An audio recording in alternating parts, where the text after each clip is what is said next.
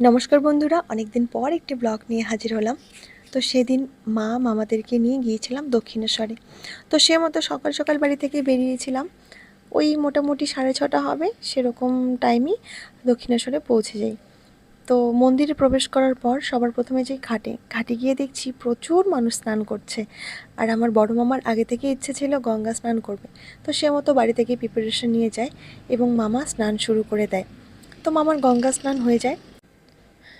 তারপর আমরা সবাই মিলে মন্দিরে প্রবেশ করি এবং মোটামুটি 1.5 ঘন্টার মতো লাইন দিয়ে আমরা মন প্রাণ ভরে মায়ের পুজো দিই।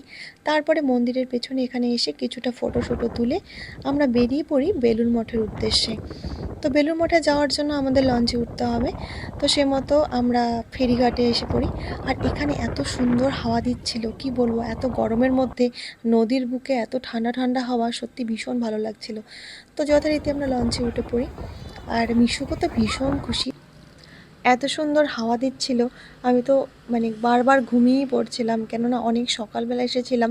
তারপর পুজো টুজো দিয়ে এত সুন্দর হাওয়ায় সত্যি মনে হচ্ছিল যেন এখানেই ঘুমিয়ে পড়ি। আর নদীর বুকে ভাসতে ভাসতে আমরা ঠিক কখন বেলুড় মঠে পৌঁছে যাই বুঝতেই পারছিলাম না। তো তোমাদেরকে আরেকটা কথা বলে রাখি, মিশুক এই প্রথমবার লঞ্চে উঠেছে, ও প্রথমবার দক্ষিণেশ্বর থেকে বেলুড় মঠে যাচ্ছে। এর আগে ওকে দক্ষিণেশ্বর নিয়ে গিয়েছিলাম, কিন্তু বেলুড় মঠে যাওয়া হয়নি।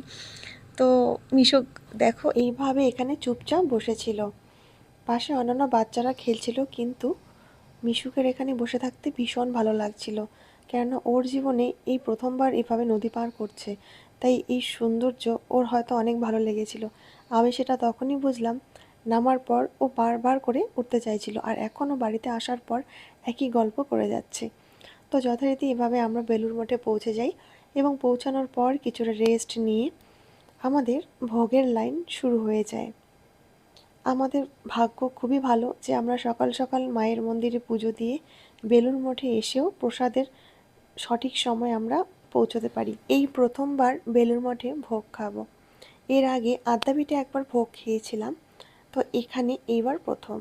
তো যথারীতি আমরা প্রসাদের রুমে চলে গিয়েছিলাম এবং এই জায়গাটি অসম্ভব পরিষ্কার পরিচ্ছন্ন, ভীষণ ভালো। আর প্রসাদের স্বাদের কথা কি বলবো, ভীষণ সুস্বাদু। তোমরা যারা এখনও বেলুড় মঠের প্রসাদ খাওনি, অবশ্যই একবার চেষ্টা করবে খাওয়ার।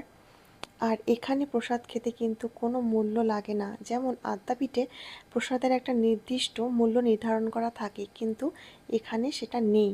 তবে ইচ্ছে মতো তোমরা কিন্তু দান করতে পারো। সবার প্রথমে নিয়ে এলো গরম গরম খিচুড়ি, সাথে একটা